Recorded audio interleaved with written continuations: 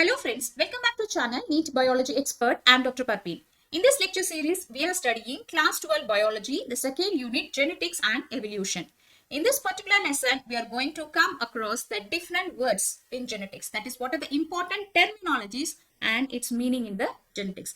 Without knowing the meaning for the important terminologies, it will be difficult to study this chapter genetics, right?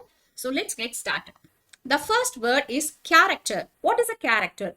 Character is a specific recognizable feature of an organism. So if we see an organism, a specific character only will help to first appreciate the organism. That means for the easy identification of an organism, the character is the important recognizable feature. So for example, if you say, when we're talking about a plant, the height of the stem is a character of the plant. Okay, or a color of the flower is a character of a plant. So these are the characters. Characters helps in the identification of an organism. The second one, trait. What is a trait? An inherited character and its detectable variant is called as a trait. So we know that the characters are inherited from the parents to their progeny. The height of the plant or the color of the flower, all these characters are inherited. So sometimes what will happen, 100% the progeny will not be same as the parent. There may be some variations in that also. So the trait is a state of the character. Trait says the state of the character, whether the character is completely expressed or if there is a variation or not. Okay, so that is called trait.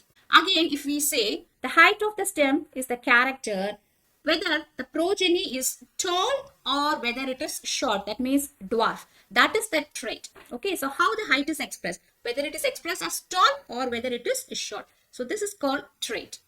The third word is factor. What is factor? Factor means a particle present in an organism which is responsible for the inheritance and expression of character. So something is present in the organisms which is responsible for inheritance of the characters and the expression of the character. That is called factor. So that something is termed as a factor by Johann Mendel.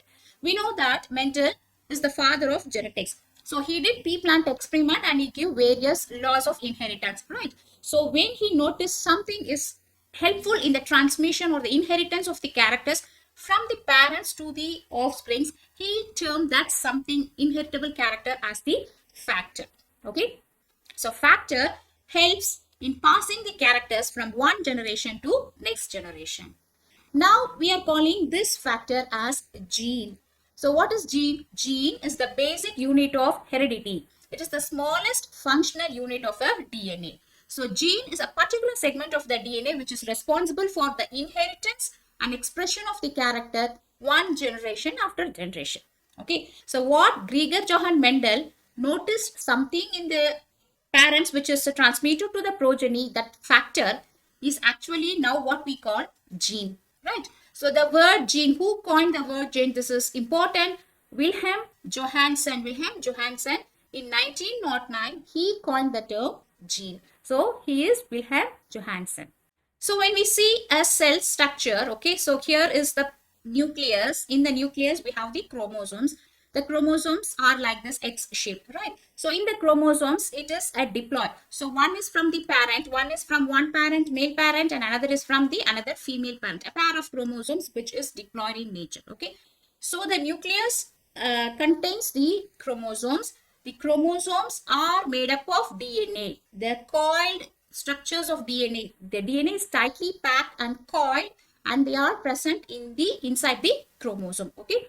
So in the DNA, when we stretch the DNA, the coiled DNA, when you just stretch it, a piece of the DNA, a particular part of the DNA is what we call as gene. The gene, it denotes a specific character. For example, if we say eye color of an organism, eye color. So to denote the eye color, a specific part of the gene is present in the DNA. And another part, short segment of the another part of DNA, we call another gene, maybe this denote the hair color. Okay, so like this, DNA is a long stretch of strands which is tightly coiled and they are present in the chromosomes, and short segment, simple units of the DNA is called as actually gene. The next word, what is an allele? The two forms of a given gene are called as allele. Suppose if we say this is a chromosome, the chromosome are diploid in nature, right? So one is from the mother and one is from the father. So to denote a particular character, we have genes in the chromosomes. So if the genes which are present in both the chromosomes are exactly in the same loci, they are called as allele. Okay.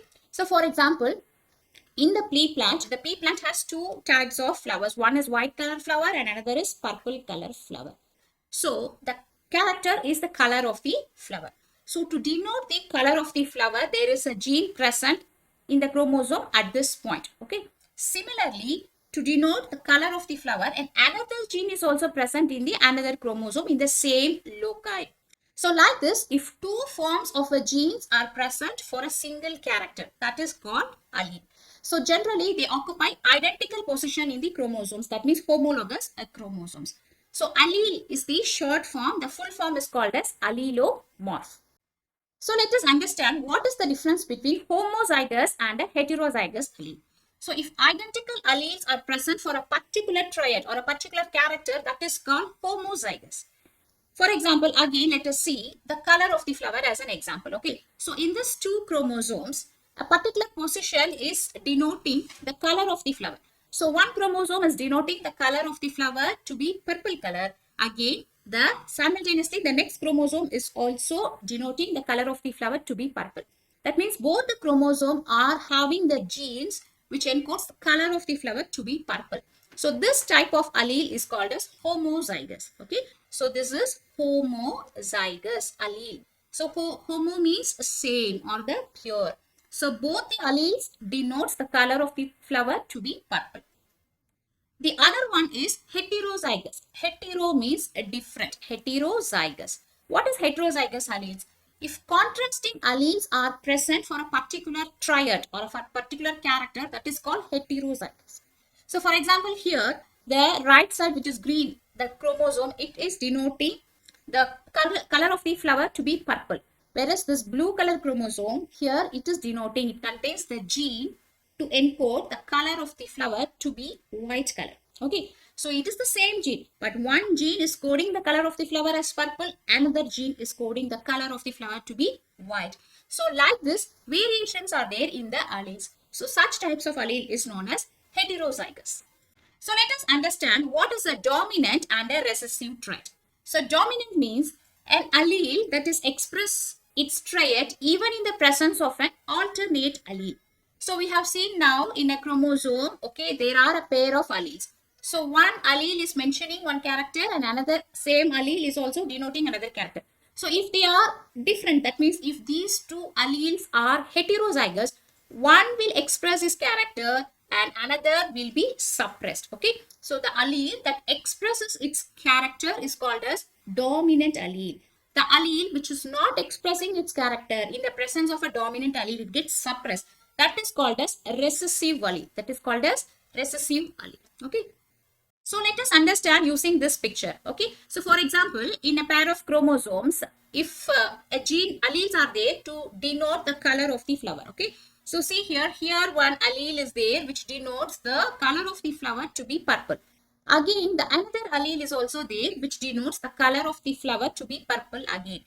So the color of the flower is purple because both the alleles codes for the purple color. Okay, so this is called homozygous dominant. This is the first condition. And the second condition is one allele is denoting the color of the flower to be white.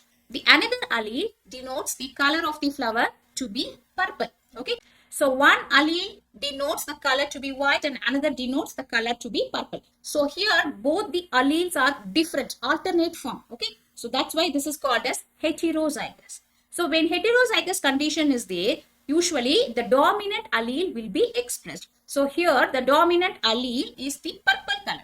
So as a result, the purple color will be expressed in the flower. So this condition is called as heterozygous dominant. And the third condition is called homozygous recessive. So here one allele denotes the color of the flower to be white and another allele also denotes the color of the flower to be white. So both the alleles are same. Here homozygous, but the condition is recessive, because purple color is dominant, white color is recessive. Since two recessive alleles are present together, then the character is expressed. That means the outcome will be white color flower. So here we must understand when we talk about homozygous condition, okay, homozygous condition, the homozygous can be a dominant or recessive, okay. Homozygous has two conditions, homozygous dominant or homozygous recessive. But when we talk about heterozygous, there won't be any recessive, only dominant will be expressed in the heterozygous. The next word is phenotype and genotype. What is a phenotype?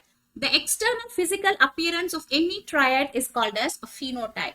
So when we talk about any character, the observable external appearance of the character is called as a phenotype. Okay. So for example, again, if we talk about the color of the flowers in a pea plant has two colors of flowers. One is purple color flower and white color flower. So the purple and white are the two different phenotypes of the flower colors. But when we talk about the genotype, what is a genotype? Genotype is the genetic makeup of an organism with respect to the particular triad. So here we say purple is the color of the flower, right? So this purple could be due to homozygous dominant or heterozygous condition. So how this is? For example, capital P denotes purple means, so the flower could be either capital P, homozygous dominant, or it could be capital P, a small p. So in both this condition, purple color is the external phenotype. Okay, so purple is the external phenotype which we see externally. When we see the genotype, it may be either dominant, homozygous dominant, or in a heterozygous condition. Okay, so this is called genotype. Here, when we talk about white color flower, so when we talk about white color flower, this is due to genotype. Both are recessive, homozygous recessive. When both the alleles encodes a small p, that means recessive only, the character will be expressed. Okay. So in case of white color flower, it is due to only homozygous recessive. So this is the difference between genotype and phenotype. The next word is cross. A genetic cross is the purposeful breeding of the plants or mating of the animals. Okay. We are taking two contrasting characteristic animals or plants and we are making them to mate or to pollinate. So this is called as crossing.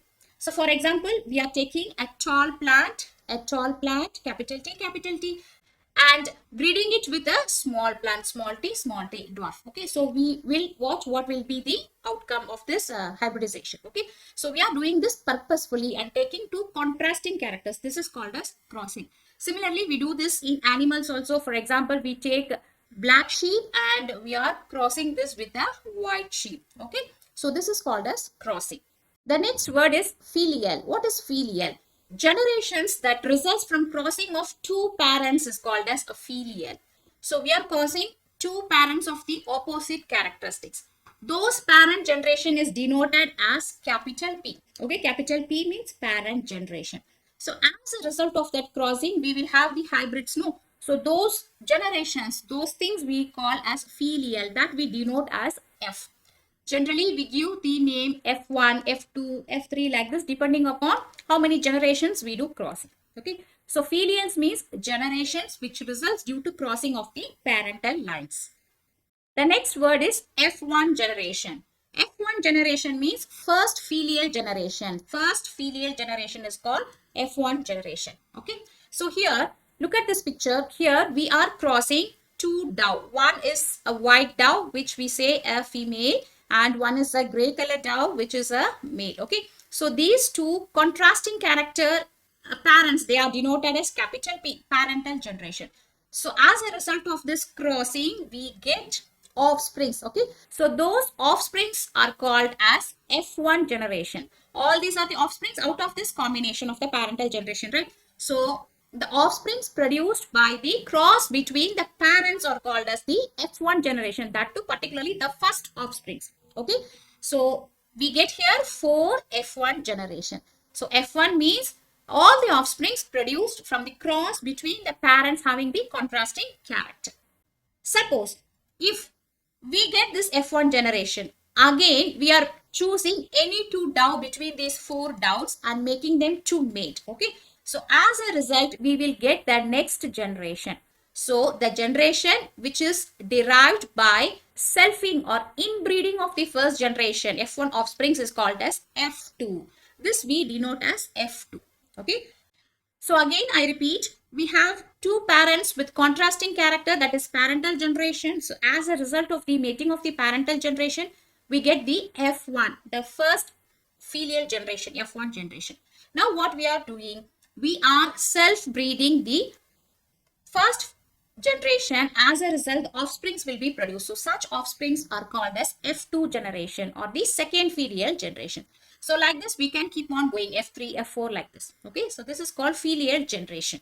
So the next word is a Punnett square or checkerboard. So what is a Punnett square? Punnett square is a table which gives the different permutations and combinations in which the gametes will be fertilized during the hybridization experiments. Okay, so it will predict us how the genotype or the phenotypes of the progeny will be in the crossing what we use. Okay, so for example, if we want to cross a male which is a tall plant, a tall male plant with a female plant which is a dwarf plant. Okay, so here in the Punnett square, first we have to write one parent generation like this and another parent here like this. Okay, so take the male here, male. Okay, the tall character, the gametes will be capital T, small t, suppose. Okay, so write the capital T here and small t here.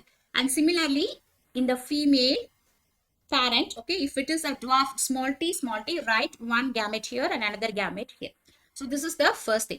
Now we are going to make the permutations and combinations. Now, if the tall male gamete fertilizes the dwarf female egg, it will be capital T, small t. Okay, the progeny will be capital T, small t. Again, the second combination, if the tall male gamete fertilizes the dwarf female egg, the combination will be capital T, small t.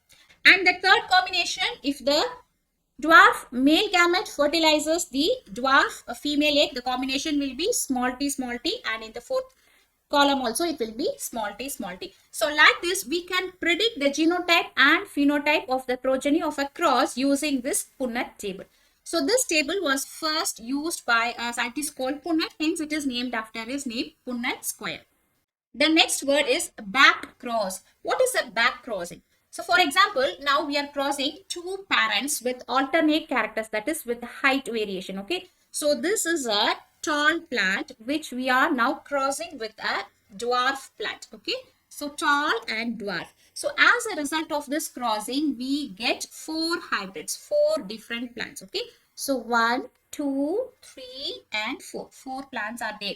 Okay, so this tall and dwarf plants are what we call this as the parent generation, that is P, and the second hybrids are called as F1 generation, F1 hybrids. Now what we are doing a back crossing.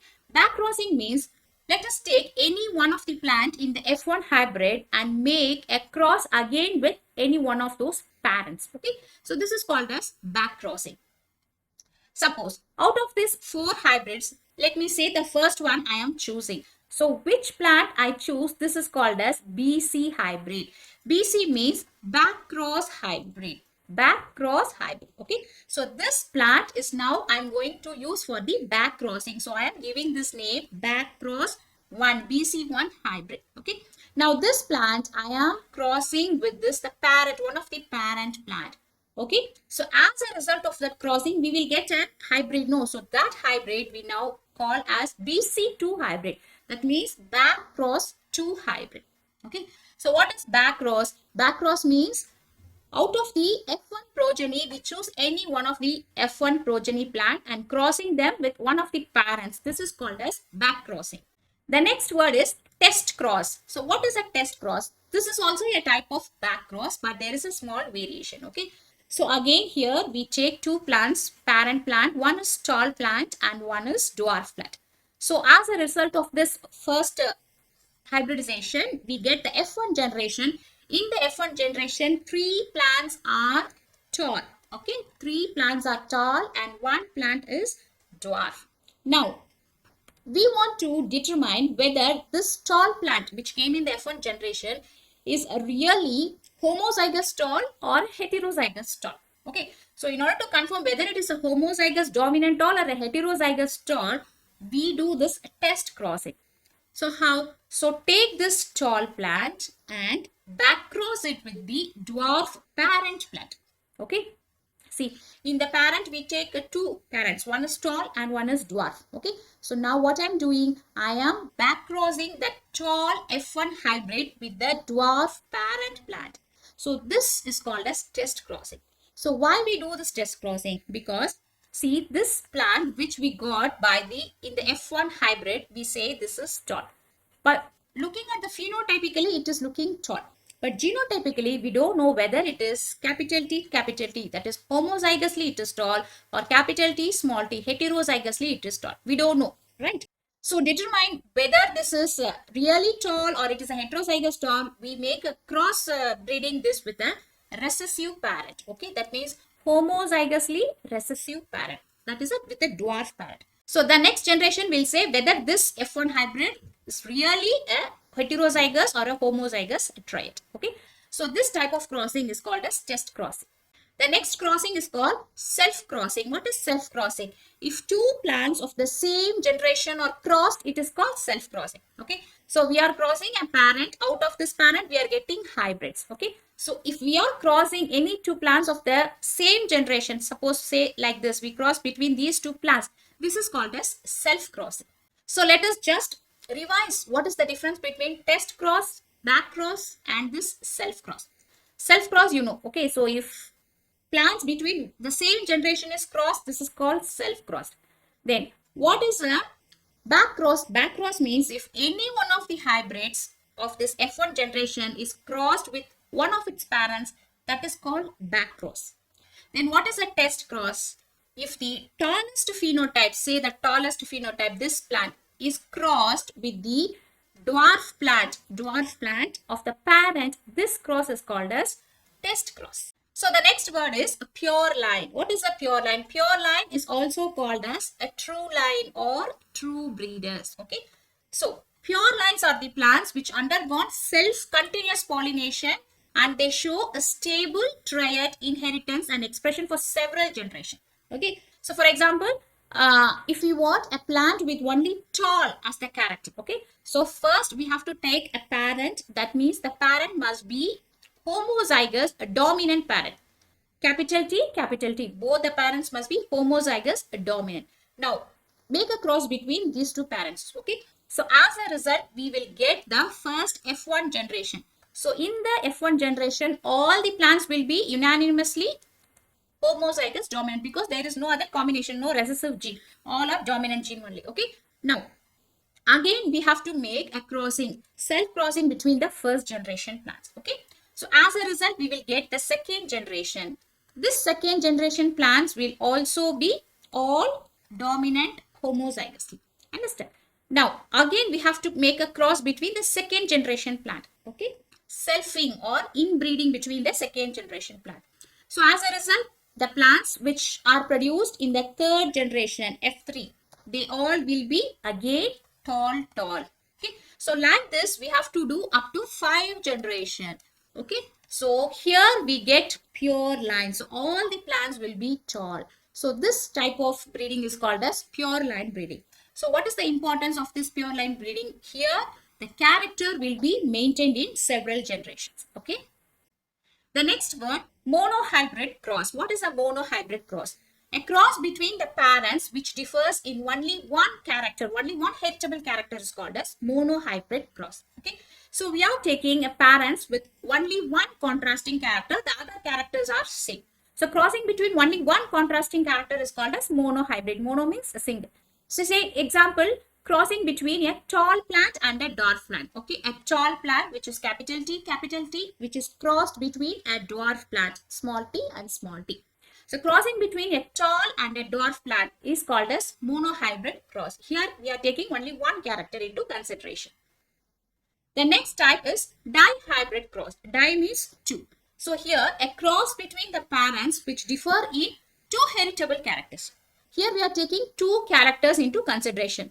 Example, taking a tall plant, capital T with a round seed, R. Okay, and crossing it between dwarf plant, small t and wrinkled, small r. Okay, so this type of crossing is called as dihybrid crossing. So how many characters are taken into consideration? Two characters. One is the tallness or the dwarfness, the height of the plant. And another character is the whether the seed is round or wrinkled. So two characters were taken into consideration. So this type of crossing is called as dihybrid crossing. The third one is trihybrid crossing. Here we are taking three characters into consideration for crossing a plant. For example, say first is whether the plant is tall. Okay, tall. Second character is the seed is round. And third character is the flower is purple. Okay, tall plant with a round seed with purple color is crossed with dwarf plant, wrinkled seed and white color flower. Okay, so when we make a cross like this with three different characters, this type of crossing is called as trihybrid crossing. So the next one, what is the difference between phenotypic ratio and genotypic ratio? The ratio of the offsprings produced with respect to the physical appearance is called phenotypic ratio. The ratio of the offsprings produced with respect to the genetic makeup is called as genotypic ratio. Okay, so to understand this, let us make a small Punnett square using the seed shape into consideration. Okay, so let us talk about seed shape, whether the seed shape is round or wrinkled.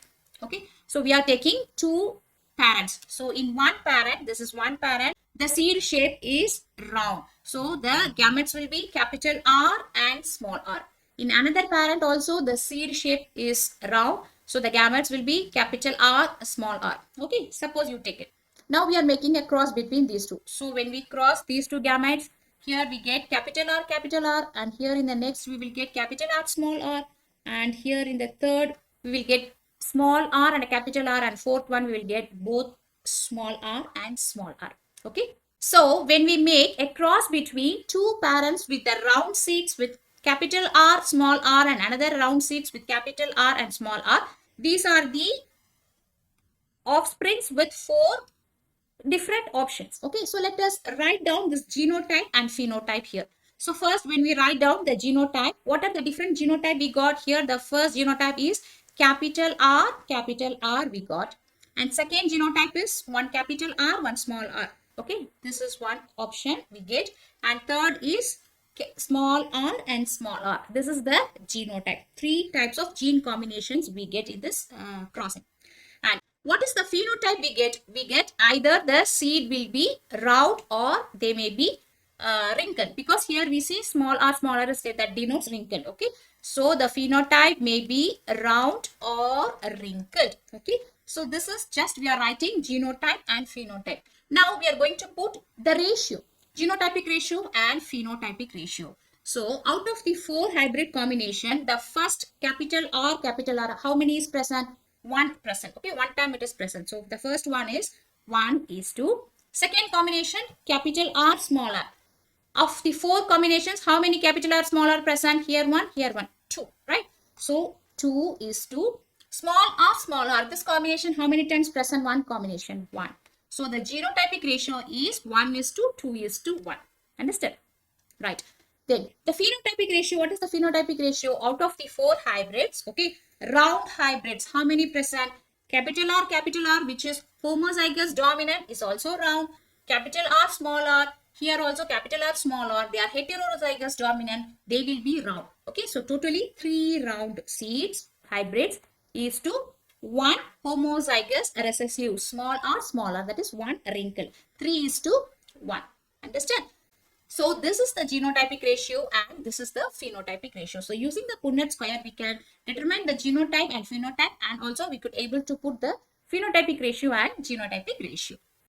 So I hope this session is clear for you. We also have few other words in genetics, and those words we will see the meaning as and when we see in the lessons particular. Okay. So if you like this lesson, like, comment, share and subscribe to our channel NEET Biology Expert. Thank you.